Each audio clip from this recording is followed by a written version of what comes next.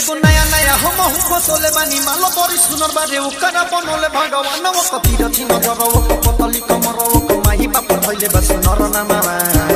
हाय रे मुस्कानावा हाय रे मुस्कानावा हाय रे मुस्कानावा हाय रे मुस्कानावा हाय रे मुस्कानावा DJ Vikas Sitamarhi Saurabh digital recording studio भुअर भुअर खपा बिलाई जोई सनो ओकर गोरे गोरे गाला रसमलाई जोई सनो ओकर भुअर भुअर खपा बिलाई जोई सनो ओकर गोरे गोरे गाला रसमलाई जोई सनो ओकर कानामा के बाली साथे लालो ओठलाली बोरी नरम लागे छुई जब ओकर बदनामा हाय रे मुस्कानावा हाय रे मुस्कानावा हाय रे मुस्कानावा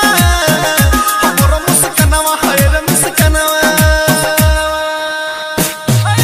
DJ Vikas Sitamarhi Saurabh digital recording studio तने से संगे पटो गइल रे बड़ी निमन लागल सिनेमा से सट गइल रे ई तो डीजे विकासवा से फस गइल रे बड़ी निमन लागल सिनेमा से सट गइल रे यार हो में ई पहिला कहे राइटर छबिला सोरो देखिए के कहता रे गइल जाना हाय रे मुस्कानावा हाय रे मुस्कानावा हमरा मुस्कानावा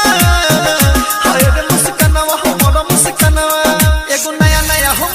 सोले बानी मालो बड़ी सुनर बारे ओकरा बनोले भगवान वो कतिर थी नजर वो पतली कमर वो माही बाप भइले बस नर नामा